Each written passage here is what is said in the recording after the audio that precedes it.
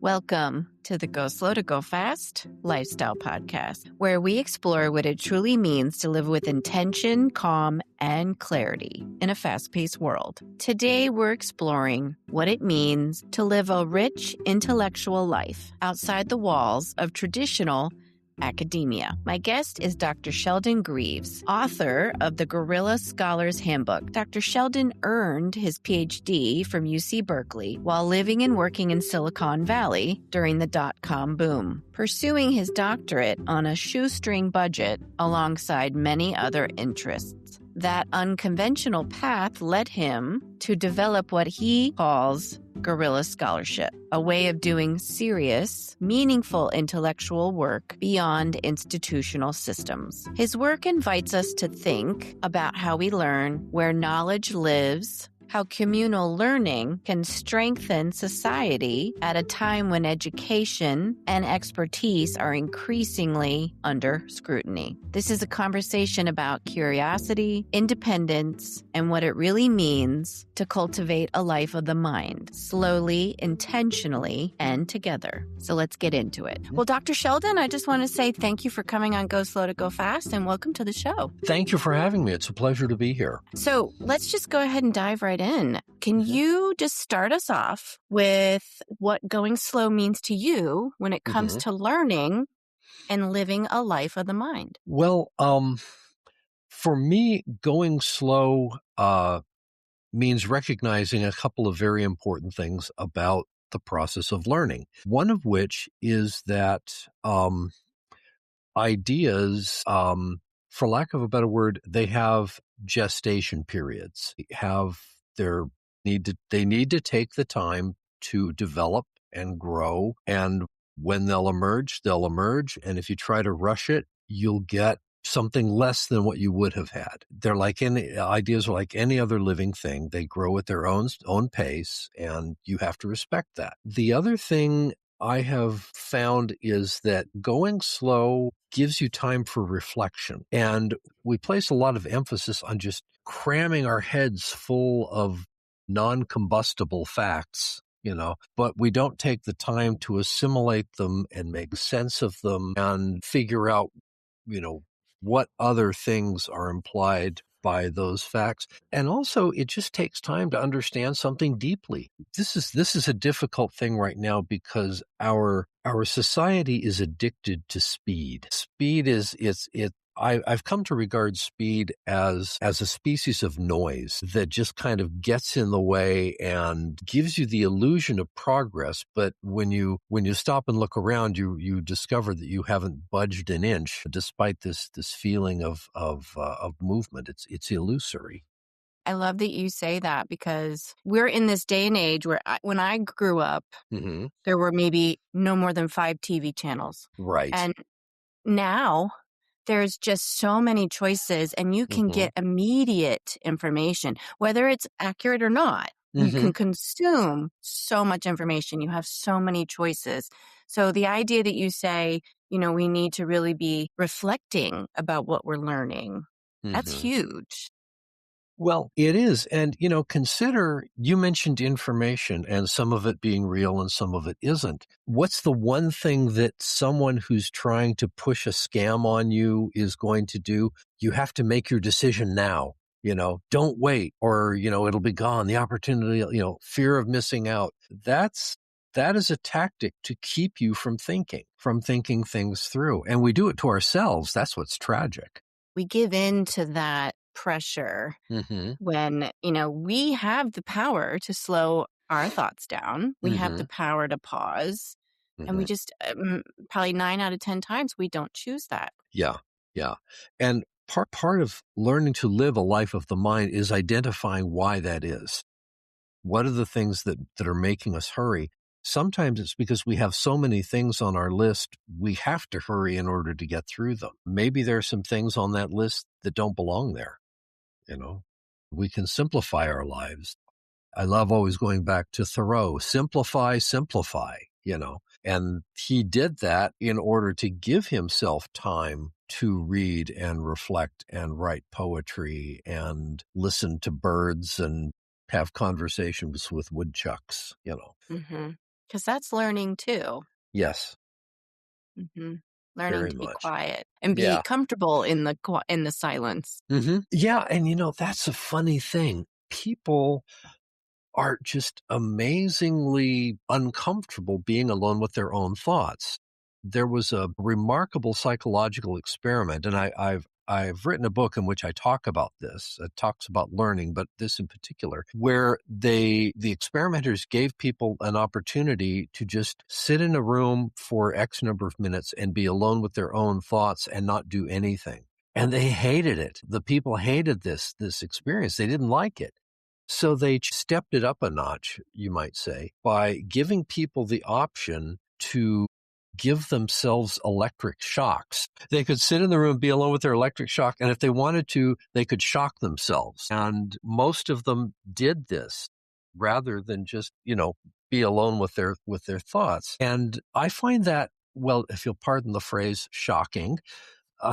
You know, that, Literally but and figuratively.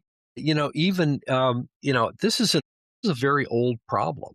I think it was Rene Descartes who traced one of the core causes of all of our problems is that people don't have the ability to be alone with their own thoughts, and that by default requires slowing down. Yeah. Choices these days, we can go on Mhm. YouTube and find an answer Mhm. immediately, whether or Uh-huh. not, again, if it's accurate. But Uh-huh. can you kind of dive into defining how you would define guerrilla scholarship Mhm. in terms, just simple terms for us, for someone who's Sure. never heard of that phrase before? Okay. Guerrilla scholarship is the practice of doing serious, thoughtful, intellectual work when you don't have access to the resources of a university. That's the simplest explanation. Going a little further, what that means is that you find ways you can't replicate those same things, but you can approximate them. And one of the ways you do that is by making it a community thing, getting involved with other people, sort of building your own college of associates and networks. It means being creative in how you do your research and where you find your resources. But it also, by necessity, because you don't have access to the same kinds of things that a professor at a university would have, you're required to slow down. Everything is going to take longer. And that some people can find that to be a problem, but others find that it actually is liberating because you don't have along with those things, you don't have the same constraints. You have time to think about other ways your research could go, and sometimes that can lead you down very fruitful paths that a professional would miss.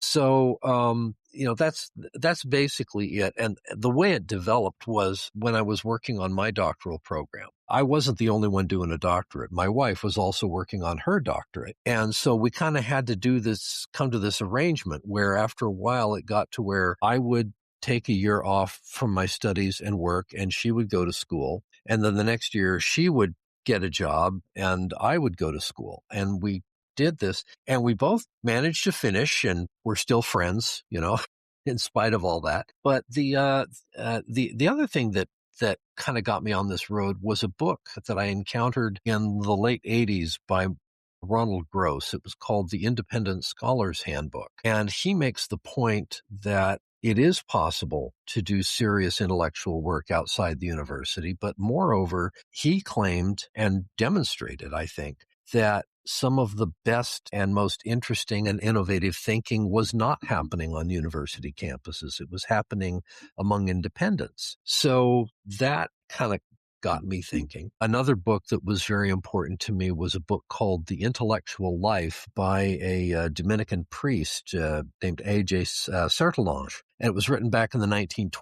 And it was intended for young men who were getting ready to enter the priesthood as scholars, not as like parish priests. And he talks a lot about this idea of creating a zone of silence within you and putting yourself at the disposal of the work and slowing down. And, this is over 100 years old, but it's still remarkably relevant even for people who aren't planning to go into the priesthood. But there's a lot of really insightful stuff in there. So that's a bit of a long explanation, but that's the essence of it. Yeah. And it's, it kind of brings me back when I was in my master's program. I can remember that I really wasn't in touch with what was going on in the TV shows that I totally missed and never even knew about discovering. But I can't imagine being in a PhD program and then your wife also, and so your whole house was probably on shutdown mode and just having to, cover the basics as well as your academics. Yeah, it was crazy. Now, that being said, this was back in the time when you could finish a degree without acquiring insane amounts of debt. It was also happening in the San Francisco Bay Area in the early years of the computer revolution. So jobs were plentiful. It was easy to find work. It was not a problem. But that also created another interesting wrinkle, which was when I wasn't in school, I still had to keep up in my field. So I had to find creative ways to do that without having access to the university. That said, it was the computer revolution, and there was just an incredible amount of really interesting stuff going on. And I sort of found myself leading this double life where, well, we both did, where, my field is ancient Near Eastern studies. So yeah, I had a subscription to Archaeology magazine. We also had a subscription to Scientific American. And I'm learning to read ancient stuff, but I'm also a member in good standing of the local astronomical club, So by the time I got to the end of my degree, I realized that I would have to pick a lane and stay in it. And I didn't want to do that. Plus, there really weren't very many jobs in the humanities anyway. I had a career path when I started, an idea, but it kind of fizzled before I finished. And so again, I had to get creative. But by pursuing this life of the mind in a different way and going my own way and trying to think my own thoughts, actually ended up doing some really amazing stuff that I would never have been able to do if I'd stayed in the university. I'm sure that this is outlined a little bit more in depth in your book, Guerrilla Scholarship. But as far as thinking about, somebody out there listening or watching who may not have that access to that traditional academic pathway, what would be your advice to that person out there or persons who are interested in exploring, furthering their academic background and information, but they just don't know where to start? What I usually tell people is if you have a problem, don't go to Google, go to your local public library and talk to the reference librarian.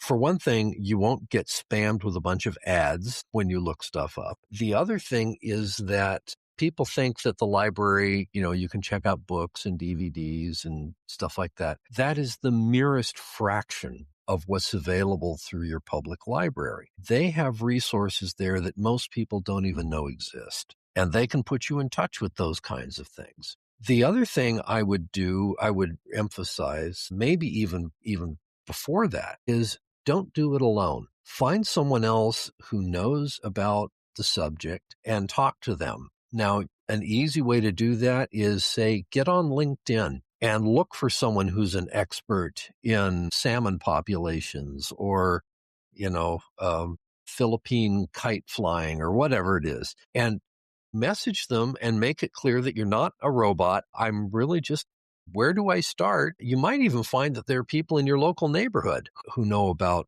what it is that interests you. And this is another point that I like to make a lot, and that is that there is just a vast reservoir of expertise and experience and knowledge and imagination that is going to waste because we don't talk to each other as much as we used to. I mean, we're supposedly more interconnected than ever, but we're as atomized, completely. So, find someone, get in touch with a real person. Now, another thing that people can do is, incidentally, if there's a subject that you're interested in, and this would be if you're a little further along and you've got specific questions and issues, the Government Accounting Office keeps a list of experts that the government uses to answer questions about stuff. And you can contact your local uh, government documents repository. By law, there's one in every congressional district, and ask them how to access that list. And they can tell you, okay, you want to know about copyright laws in France? Here's the guy to talk to. And you can contact that person and talk to someone who's like totally up on the subject right here and right now, instead of going and finding an article that's 3 years old, that may or may not tell you what you need to know. And this is what I mean when I talk about sources that people don't realize are out there. So another thing that I would do if someone is just starting out, again, you can do this at the library or you can do this online. There's a site, I think it's called encyclopedias.com, that has something like 200 encyclopedias all available. Pick 5 or 6 articles on the subject that you're interested in. Just kind of peruse them, but then go to the end. And at the end of most encyclopedia articles, you're going to find a bibliography of sources, and then look and see which sources keep showing up in all of the entries. And that's how you know those are the books that the experts think are worth reading, and go to those. You can use these ways to kind of filter out all the stuff that isn't going to help you or that isn't, considered serious. So I talk about some of these tricks in there, but really the best way is to find someone. I like that you've touched on some, resources that one might not think about right away. So that's great. There are so many resources in our public libraries. They're just sitting on the shelves. The librarians are definitely a great resource as well. Government documents, too, are huge. And the problem is that government documents don't get shelved with regular library sources because they use a different catalog system. You'd think they would use Library of Congress, but no, that would be too easy. They have something called the Superintendent of Documents catalog, and not all library schools teach that system. So usually the government documents repository is in some building off somewhere, maybe downtown, City Hall, courthouse. Here locally, it's actually on the campus of Oregon State University for some reason. And, go online, I think it's govdocs.gov or something like that. And, get the phone number, find out where they are, and go check them out. You'll be amazed at what they have. But they also don't have a budget for advertising what they have. So that's one reason why a lot of the stuff that they produce, it's first rate, but people don't know it's there. Well, that's a great place to start for anybody who's interested in cultivating an intentional learning practice. I think that's great advice. Yeah. So would you say that there are any unintentional limits going on maybe with higher academia and in creativity and depth? Do you feel like that's kind of changing? Yeah, there's a problem.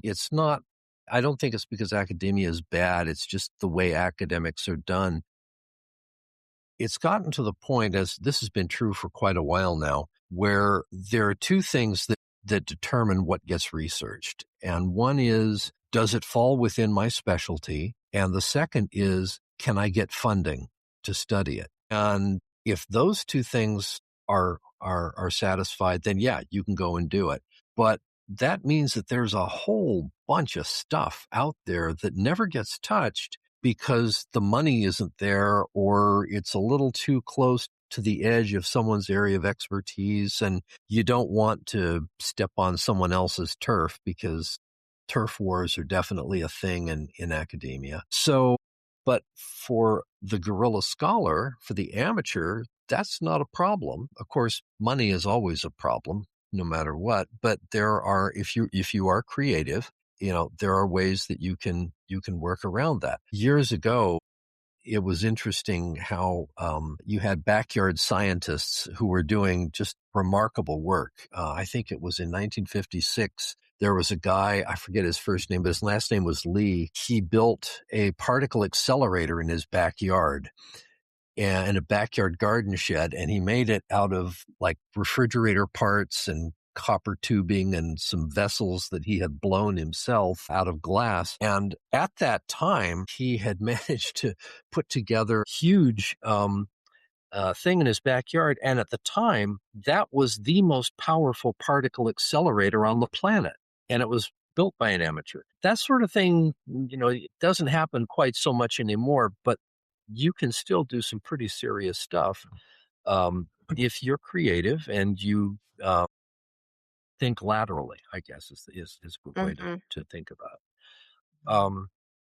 Now, getting back to the university, that's one problem. The other problem is that for several decades now, universities are increasingly being run like businesses, and that's just wrong. I think that's just a really bad idea because the purpose of a business is to make money, and that's not the business of a university. You start thinking in all these weird ways, like they talk about the student as the customer, which is Mhm. not the way it should be. Students are not customers. They are students. That's not how it's supposed to work. But the other problem is they talk about their courses as though they were the product. Well, that's not the product. The product, if you insist on using that kind of terminology, the Mhm. product should be your graduates. Right. That's Right. that's Well, and not just that, we track students in, what they were doing. Were they Mhm. employed or were they doing something else after they graduated? That's what we wanted to know. So I think Mm, we need to think even beyond that. Like, yes, they should graduate, but then what are they going to do with their learning? Hopefully they're right. Yeah. getting a job or making the world better or whatever that looks like. However we can track it, Mhm. you would think that would be what would be funding what happens in academia, but not necessarily, huh? Not necessarily. I think another problem too is that we've lost sight of the university as the place. There was that wonderful old phrase, preparation for life, where you're not just preparing for a career, which in a way doesn't make a whole lot of sense because people in my generation, we have like, what is it, somewhere between 3 and 7 careers, Yes. over a working life. So if I'm majoring in something, which career am I majoring for? There's the one I know about, and then there are all the others I don't know about. And quite honestly, May not exist yet. yeah, well, that's right. Yeah, when I started my doctoral program, the web didn't exist, but it did by the time I finished. And now I kind of live there.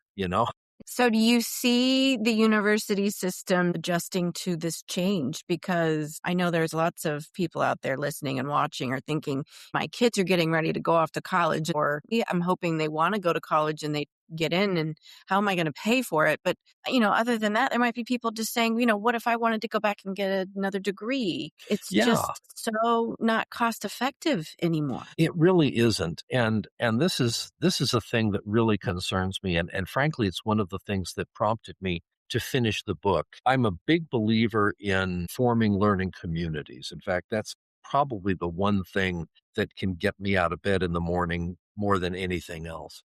There have been some interesting experiments done in learning and community over the years. One of my favorites was back in the late 60s, early 70s in the Bay Area. There was this thing called the Mid-Peninsula Free University that Mm. was just kind of put together by a bunch of local activists and counterculture people. And they had classes on everything from world politics to French cooking to Zen to women's liberation. And they had really innovative ways of supporting that. It was very inexpensive. It was like $10 a year and you could just take whatever courses you wanted. But they also had a print shop and a coffee house and a vegetarian restaurant, and the proceeds from that fueled the university. Mm. And no, they didn't offer diplomas and they didn't, give away or, hand out degrees or any of that sort of thing, but it was a really powerful educational force. There's another institution that I talk about that started when two undergraduates, a man and a woman, they met online. They were both history majors and they ended up getting together and they both had lots and lots and lots of books and they didn't know what to do with them all. And what they ended up doing, long story short, was they found some cheap commercial warehouse space during a slump in the San Francisco real estate market, got a lease on it, and they opened their own public library. and it's called the Prelinger Library, and that was like almost 20 years ago, and they're still going strong. And what they've done is they've become kind of I guess you could say they're the equivalent of a no-kill shelter for books. You know, libraries that have stuff they can't use, they don't know what to do with it. Very often the Prelinger will take it and give it a home. So they've got this really crazy, eclectic, but fascinating collection of stuff. And they've built this community, and that's the key word, community Hmm. around what they've done. They fill a niche that regular institutions don't touch. I wonder how many of those exist around the world that we don't know about, and it'd be neat if they all connected. Fascinating question. Very interesting question. DIY spaces are out there, but you don't really hear much about them, and they all do different stuff, which might be why it's so hard. You can't draw a neat line around what they are and what they do. But quite honestly, I think that just sounds like an absolute blast to put together something Yeah. like that. I'd say it's an untapped resource that, Hmm. I think the internet, it is a vast universe out there that we don't really Hmm. understand yet. But I think that that's where it could be very useful is if we were Hmm. able to connect, those types of resources across the Yeah, world for sure. definitely. Yeah. Okay. So, I'm thinking there's probably all kinds of different resources out there that if they would just talk to each other, it would be amazing access for people. Just Facebook groups. I'm a genealogist, amateur Ooh, genealogist, and cool. I connected with somebody in a Facebook group who ended up being a distant relative doing all this research on a line in my tree that I could not break through. And they sent me an entire history of that side of the family in like Oh my a gosh. PDF. And it was crazy. And it was just because I got onto a Facebook group and was able to connect with somebody. Like you just never know what you're going to come across. That's the internet at its best, I think. Hmm. It Yeah, really is. it really And is. and I mean, during the pandemic, my wife and I had a little thing where we would open up a Zoom session, and we invited friends to just log on, and we called it a silent reading party. So we'd put on the Zoom, and I'd put on some nice music, some Mozart or whatever, and we would all just kind of sit and read our books. And we would do this for a couple of hours, and then that was the end of it. And this went on Wow. for, gosh, over a year. And it was a lot of fun. I understand there's a hotel in Seattle where they actually do this in the lobby. They Hmm. like once a month, a bunch of people come in, they bring their books, and there's a guy playing the piano, and occasionally, a waiter will come around with snacks. But you know, if you want, you can go to the bar and order a drink. But people just come and sit, and they just read together. I love that. Community is something that keeps coming up in this conversation and, lifelong learning. And it would be Hmm. amazing if we could connect those like minded groups across the world in some fashion. It's almost like a renaissance of learning in a different way. That would be pretty inspiring. So Dr. Sheldon, do you Yeah. have any final thoughts that you want to share with our listeners and viewers out there about your research or what you offer? Yeah, well, if people want to get in touch with me, I have a Substack called The Guerrilla Scholar. I'm also on Blue Sky and Facebook and LinkedIn. And you can get my book on Barnes Noble, Amazon, Thrift Books, the usual suspects. But I think the best way to sum up my philosophy, if you want to say it, or what keeps me going, is that learning is a pleasure. There's this wonderful quote from T.H. White's novel, The Once and Future King, where Merlin the magician is advising a young King Arthur who's having a bad day. And he says, the best thing for being sad is to learn something. That is the only thing that never fails. And the quote goes on, and it's beautiful, but that's the essence of it. And I do it because there is pleasure in learning. And if you're going to do something that's fun, do it slow. Take your time, savor it, enjoy it. Yeah. And, I think some people may just not even want to consider getting another degree, or Mhm. maybe after they get out of high school, they just don't want to go further. Do you have any words of inspiration? What else could they do, to participate in this guerrilla learning approach? You certainly do not need a degree. You don't need a degree to do great work. You need curiosity, you need access to resources, and you need time. And probably the biggest fight I find is kind of reclaiming our leisure, but that's a whole other discussion in and of itself. Just have faith that you can learn this stuff. You just have to be deliberate and be regular about it. Keep a notebook. That's huge. And as I said before, don't do it alone. Find other people who can support you and help you, even if they're not experts. If they encourage you, that can be worth everything. I think that's great advice. It's encouraging for anybody out there who wants to keep learning but maybe not sure where to go. And I think this has been a great conversation. I appreciate your time. It's been my pleasure. Thank you for having me, Kendra. And I'll make sure all of your information is in the show notes for anybody to connect with you offline or online. Thank you so much. That's it for today's show. Thank you for joining us. I hope that this conversation inspired you to keep learning, whether you're doing it independently or with a community of like-minded individuals. It's definitely gotten me to think a little bit more about connecting with others online and maybe checking out some more resources at my local public library. So until next time, the light in me honors the light in you. And as you head into the rest of your week, let your light shine through. Go slow to go fast, and thanks for listening.